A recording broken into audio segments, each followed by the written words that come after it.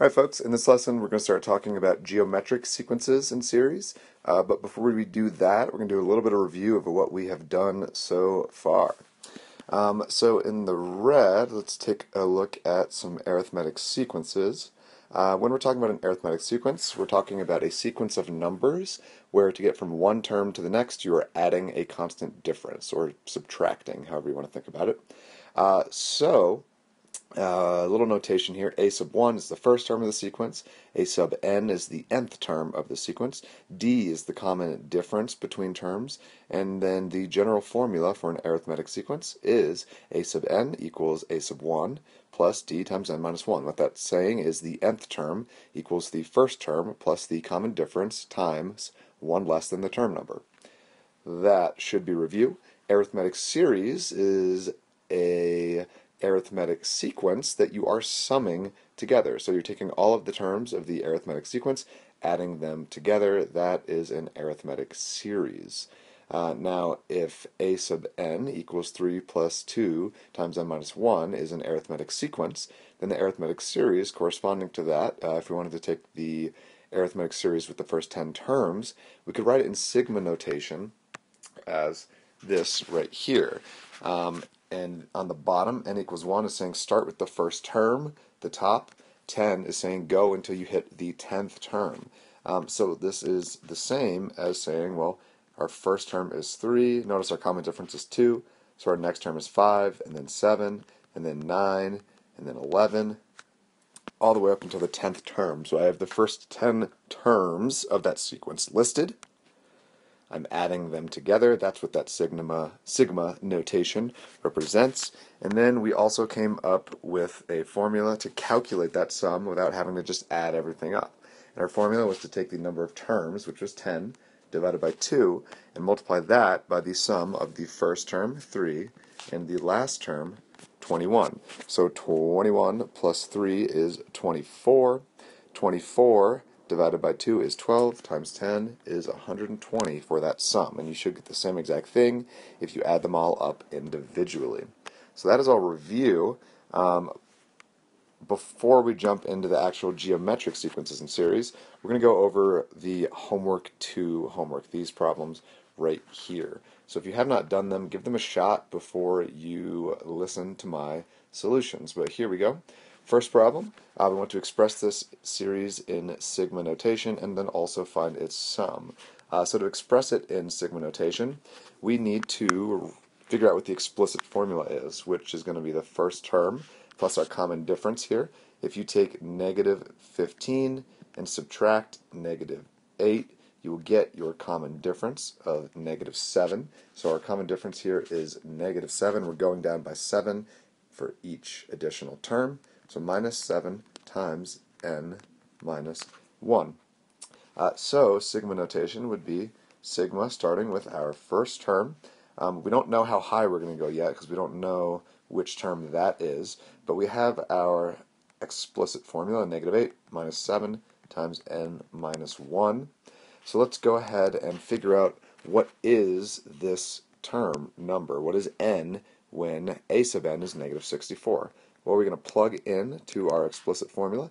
Negative 64 equals negative 8 minus 7 times n minus 1. And we're going to solve for n. So let's go ahead and do a little bit of algebra here and get n by itself. So negative 64, we need to add 8 to get rid of that minus 8. We'll then need to divide by that negative 7, which would leave us with n minus 1 on that side.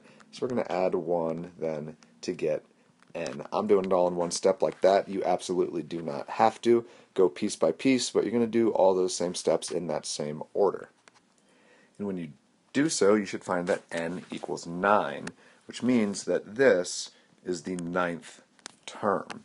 And so our summation is going to go from the first term to the 9th term like that. And now we can go ahead and use the summation formula that Gauss helped us come up with to actually calculate this sum without having to put it in our calculator or anything like that. So the number of terms is 9 divided by 2 times our first term, negative 8, plus our last term, which is negative 64. So instead of writing plus, I'll write minus 64 right there. and we can calculate that value, and that is the sum of the first 9 terms. When you calculate that, you should get negative 324, which is the 9th partial sum of this series. So there you go. That is your first problem. I am looking for all of this right there to solve that problem. So we're going to do the same thing with these next two. So again, if you haven't done it, pause it and do it real quick. We'll do this one a little quicker, hopefully. Let's figure out how are we getting to our next term. Well, 1055 minus 1000 is getting us a common difference of a positive 55 for our D term. We know that this is our first term, a sub 1. We know that this is our nth term, a sub n. So let's write our explicit formula. A sub n equals the first term, 1000, plus our common difference, 55, times n minus 1. But let's substitute in what we know is the value of a sub n, which is that last term there, 1770, because now we can solve for n. And so again, I'm going to do it all in one step. Subtract 1000 from both sides. Now I'm just left with that. So I need to divide by 55. Now I'm just left with that. So I need to add 1, and that will get my n, which you should find to be 15. So now we want to express this in sigma notation. So sigma, starting from n equals 1, n equals 1 up to the 15th term with our explicit formula, 1000 plus 55 times n minus 1. This will equal the summation s sub 15, the sum of the first 15 terms, which we can find using Gauss's formula. 15, the number of terms, divided by 2, times the first term, 1000, plus the last term that we're summing up, 1770. When you do that, you should get 20,775. So there that all is. Again, that's what we're looking for to fully answer this question. One last problem like this. So we know that 570 is our first term. Negative 678 is our nth term. We don't know what it is. But if we take 362 and subtract 570, we get our common difference D. So 362 minus 570 equals D, which is negative 208. That is enough to write our explicit formula. A sub n equals first term, 570, plus our common difference, which is negative 208 times n minus 1. Let's substitute what we know. We know our last term is negative 678, and we want to know how many terms is that.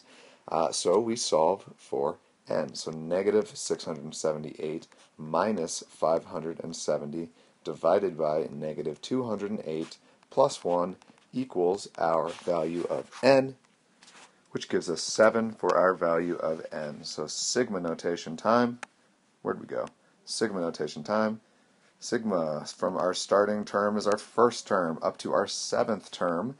Explicit formula is 570 minus 208 times n minus 1.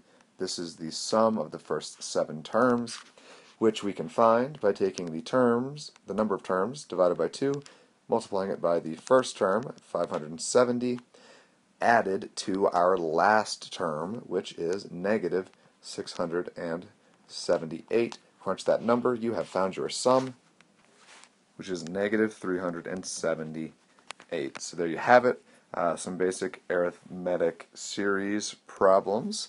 And now we're going to look at a couple variations on this before, again, we go into geometric sequences and series. Alright, now slight variation on this problem. Now we're doing this, which is just a fancy way of saying find the sum of the first n terms. Anytime you see the s sub n, that's what it means. Find that partial sum. So for our problem, we want to find the 5th sum given the 3rd term and the 7th term. So we need to figure out what our common difference is. And to do that, we can take the value of the 7th term minus the value of the 3rd term divided by the value of, the term number, which was, I'm getting crazy. The term number of the 257, which was 7, minus the term number of the 145, which was 3. which is 28 for our common difference D. And if that looks kind of familiar, it's because it's the same exact thing as finding the slope between 2 points. You just need to think of this as 2 points, and then you can find that common difference D. Now, I'm going to show you this problem by using a little recursive process, because that just seems easier to me. So think about what we're doing. We're adding the first through the fifth term. So a sub 1, a sub 2, we know a sub 3 is 145, and then a sub 4 and a sub 5. But in order to do this, all we need to know is the value of a sub 1 and a sub 5, the first and the last term, because we know there are 5 terms. And we know our common difference, D, is 28, and we know it's a positive 28. So if you think about from 145 up to that fifth term, we're going to add 28 2 times. So rather than worrying about a formula and plugging it in, I'm just going to add 28 to 145 twice. And when you do so, you find that that fifth term is 201. And in the same way, if I want to go backwards, I could find my value of my first term by subtracting 28 both times. Because if you think about it, then if I was going the other way, I would get to 145 by adding 28 2 times. And when I do so, I find that the first term has a value of 89. So to find the sum of the first 5 terms, I'm taking the number of terms, 5, dividing it by 2, multiplying that by the sum of the first term, 89, and the last term, 201. And you should find a value of 725 for that fifth partial sum. Alright, and then the last arithmetic problem for us to practice, same exact thing. We want to find the sum of the first 99 terms, and we have the fifth term and the 50th term. So let's take the value of the 50th term, subtract from that the value of the fifth term, divide that by the 50th term number, and subtract that fifth term number. I meant to write just a 5 there. So that will get us our common difference D, and you will find that your common difference is negative 50. So now we need to find our first term and our 99th term. So I'm absolutely not going to do this recursively. I'm going to write my explicit formula. A sub n equals my first term, which I don't know, plus my common difference, which is a negative 50, times n minus 1. And now I need to use either that point or that point to solve for my first term. So let's go ahead and use that, because those numbers are easier. I know that when n is 5, giving me the fifth term, I get this expression right here, where the fifth term has a value of 800, and now I can just solve this for my first term. So 800 plus 50 times 5 minus 1 is 4 will give you your first term, a sub 1. Well, 50 times 4 is 200. 200 plus 800 is 1,000. So we know that our first term is 1,000. And now I have an explicit formula. A sub n equals 1,000 minus 50 times n minus 1. So I found a sub 1. Now I need to find a sub 99. So a sub 99 is going to equal 1,000 minus 50 times 99 minus 1. Plug in your n value to find the 99th term. Now just simplify that. You should find that the 99th term has a value of negative 3,900. So we know our first term, we know our last term, we know there are 99 terms, so the 99th partial sum will equal that number of terms, 99 divided by 2, times our first term, which is 1,000, plus our last term, which is negative 3,900. And you should get negative 143,550 for the 99th partial sum. So there you have it. A review of all those key concepts that you should have at this point. And the last two problems are a practice in pattern recognition. So if we look at this expression right here, you should be able to look at that and tell that this is not an arithmetic sequence, because there is not a common difference between each term. 1/2, 1/4, 1/6, 1/8. So you can look at that and you could probably predict the next value, 1/16, and then the one after that, 1/18. But how do we actually write that as an explicit formula? So my advice to you is anytime you're looking at a pattern like this and you're trying to recognize what that pattern is, write the term number underneath. N equals 1, N equals 2, N equals 3, N equals 4, etc., 5, 6, 7, and then look for a connection between the term number and the actual expression.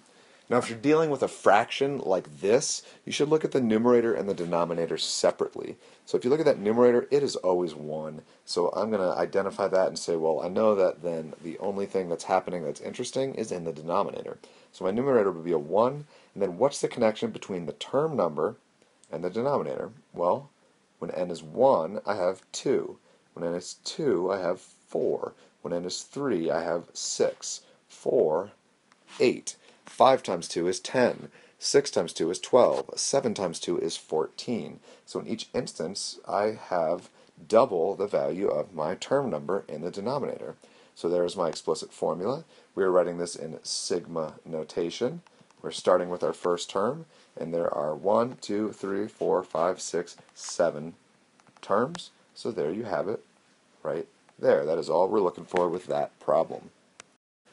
Now this last pattern is not as easy to recognize, but we're going to do the same exact thing. We're going to list the term number underneath the term. So first term, second term, third term, fourth term, dot, dot, dot, nth term. I don't know what term that is. So we're going to need to focus on these first 4 and hope I can identify a pattern. So again, look at a pattern with the denominator separately from a pattern with the numerator. This time my numerator is not just 1, so there is something going on.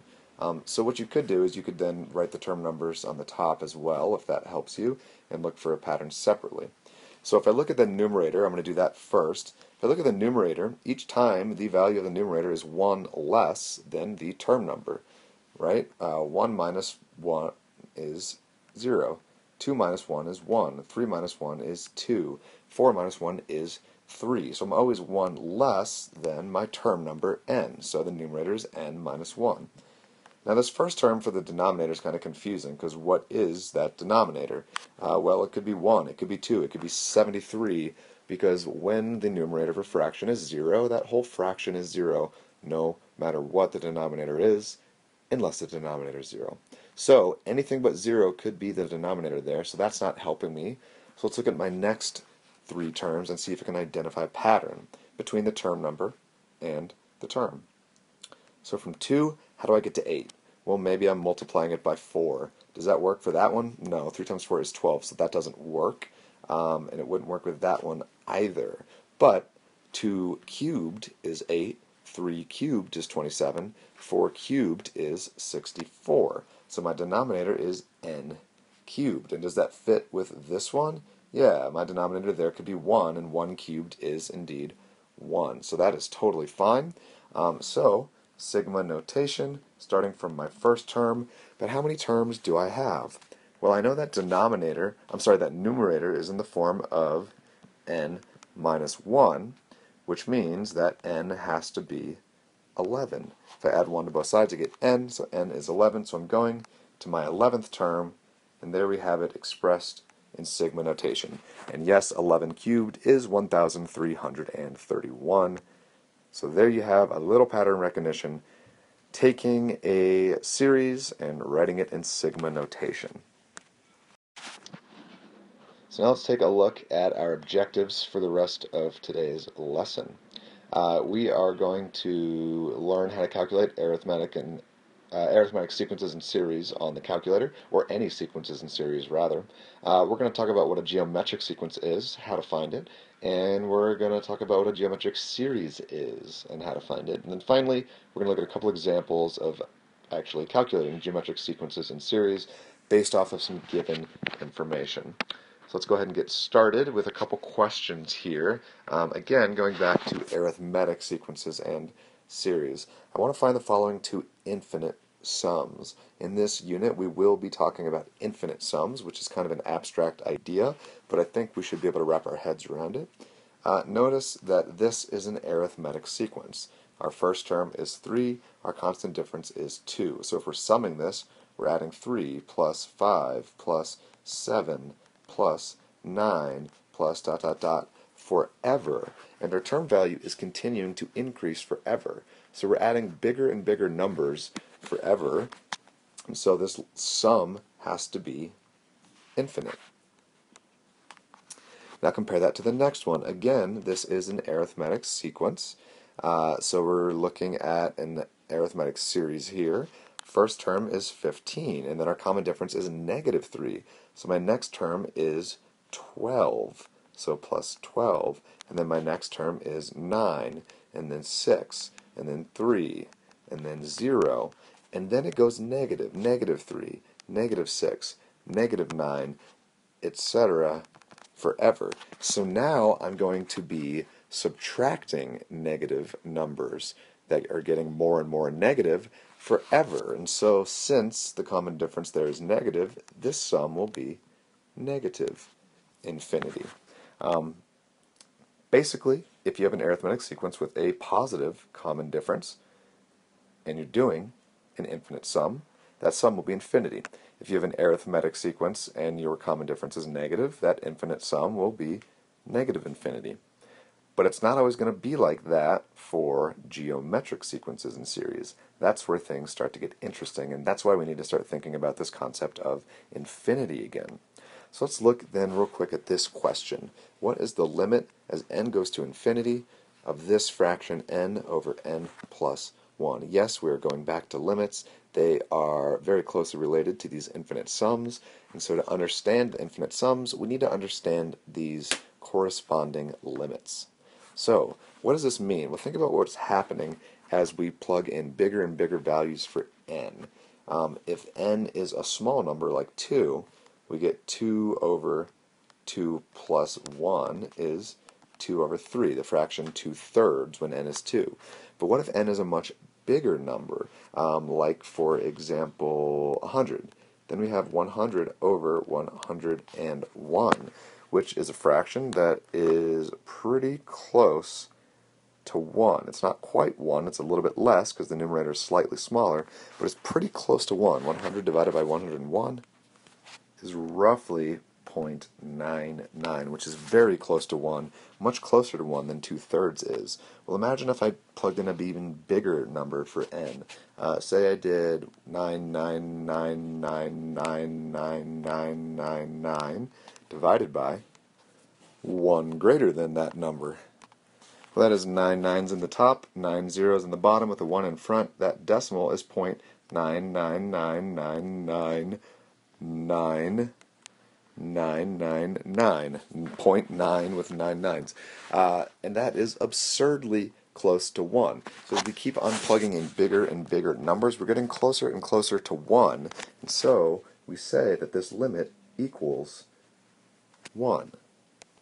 Which means if you think of this as a sequence, if n divided by n plus 1 is thought of as a sequence, those terms are going to converge on the number 1 if we go on far enough towards infinity. What that means is first term was 1/2, second term was 2/3, third term was 3/4, etc., etc., etc. Then we had the term 100 over 101. And then we looked at that term, all of these ridiculous 9s, which I'm not going to rewrite, so maybe I'll just plop that down there like that. But the point is, eventually, that fraction is going to get so close to 1 that mathematically we can call it 1. And so then this term, this sequence, I should put a ... in there. This sequence is eventually going to be just 1s repeated over and over and over again forever, which is important to recognize. This sequence converges to the number 1, which then should help you answer this question. The infinite sum of that same fraction, n divided by n plus 1, what should that sum be? Well, think about what we just said. Eventually, that sequence is going to go to 1, and so we're going to be adding 1s infinitely many times. If you add 1 infinitely many times, you will get infinity. And so, while the sequence converged specifically to 1, the series diverged to infinity, and that should make some sense. If the numbers that we're adding together eventually hit some constant number other than 0, and you continue to add them together forever, you're going to get infinity. If your sequence converged to a negative number, the series would diverge to negative infinity. But if your sequence converged to 0, then you wouldn't necessarily get infinity or negative infinity. In fact, you wouldn't get infinity or negative infinity. And that is going to play a big role in what we do with geometric sequences and series and infinite sums. So that's where we're going, but I'm going to show you how to do these series on your calculator first. To get to the sequence option, you need to first hit second, and then you need to hit the stat button, which gets you to the list screen. It will start on the name screen, but we want the ops. So arrow over to the ops, and then choose option 5, which is sequence. When you do so, if you have a new calculator with a new operating system, your screen will probably look like this. In the expression box, type in the sequence. So now I'm typing in that sequence that we came up with on problem number 7 from last night's homework. X minus 1 over x cubed. Next, for the variable, you need to tell it whatever the variable you used in this one was. So since I used x's there, that needs to be an x right there. You could use n's as long as you're consistent in both of those spots. It doesn't make a difference. Start is the starting term. Where do we want to start? We want to start with the first term. And then where do we want to end? Well, I said we want to end with the 15th term. That will list the first 15 sequences. Step is just saying increase the value of the variable by 1 each time. And then if you go down to the option to paste it, hit enter, it will paste this onto your screen. And then you can hit enter and it'll tell you this sequence right there. Now if you're on a TI-83 or an TI-84 with an older operating system, then follow that same step of instructions. Second, stat, go over to the ops and choose option 5, and then if you do that, all it's going to do is it will plop this sequence with a parentheses on your screen, and then you'll need to type in everything as it is written on the screen right here. And you're doing the same thing as the people on the new calculators. You are first entering in your sequence explicit formula, a sub n, but then you have to put a comma, which can be found on your calculator right there next to the parenthesis. So you put a comma, and then you tell it the variable, and then you put another comma, and then you tell it the starting term, and then you put a third comma, and then you tell it the ending term. And then you don't actually have to do that last bit for the step. It does not matter if you don't put it, it is automatically 1. So you need to type it in exactly like that on your calculator and then hit enter, and then you should get that sequence. Now, we told our calculator to list the first 15 terms, but we can only see part of the first 4 terms. Before you hit any other button while your calculator is showing you those first 4 terms, if you use the right or left arrow, you can move back and forth and look at different terms. Another nice thing you can do is hit the math frac option afterwards and then hit enter, and it will convert those ugly decimals into nice clean fractions if it is able to. So there you have that, some good things to know.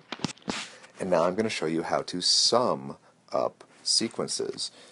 You almost get to the sum feature in the same way. Second, stat, but instead of going to ops this time, go over to math. It's still option 5. We want a sum.